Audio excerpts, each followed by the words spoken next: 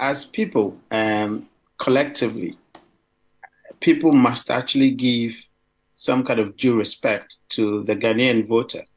And when I say Ghanaian voter, I mean at all levels. I mean, we have practiced this democracy since 1992. We've come a very long way.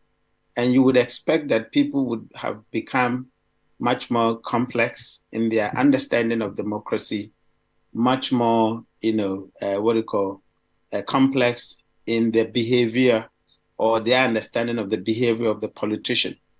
And so I am sure that many people, as we always say, had become very discerning of the tricks and the style of the politician. Now, let's look at, what Dr. Bawumia said, and let's put that in perspective. Now, way down in 2015, everybody praised you to have come up with some kind of novel ideas, some kind of fantastic ideas that people actually endorsed, talk about from taxation to production, fantastic idea. People endorsed it. You talked about, some kind of mechanisms that we can use to actually arrest the dollar, as you put it.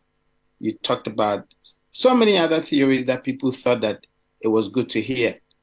Down the line, none of these actually materialized.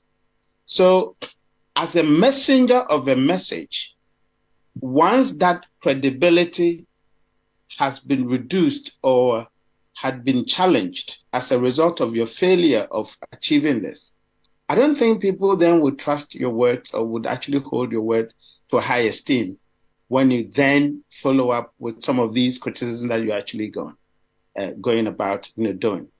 So the answer to your question is that the message credibility is dependent on the source credibility you are in communication. So you understand some of these things.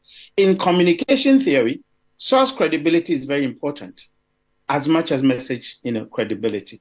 So once the source credibility is challenged, then of course the message becomes an issue here.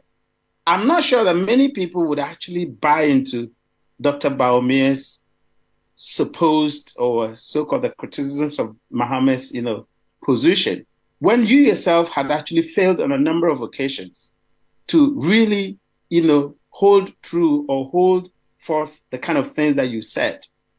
And instead of bringing in some kind of messaging for people to then start evaluating or reevaluating on that, you're rather going to challenge somebody and calling this as a chopper, which is very, very disrespectful to a lot of Ghanaians, because we expect politicians to actually demonstrate a certain level of competencies in what they say and also to follow through with that. But you have proposed, a blue economy. You haven't even explained to Ghanaians what it means. And we haven't even tackled that to say that we already have a blue economy. Somebody is talking about their 24 economy, and you're going to, cast some sort of insinuations, so many other things that are not, palatable in the political discourse. I think that a lot more of a lot of Ghanaians do not really trust him when he actually, go on that tangent. A lot more people are now saying that indeed it's about propaganda.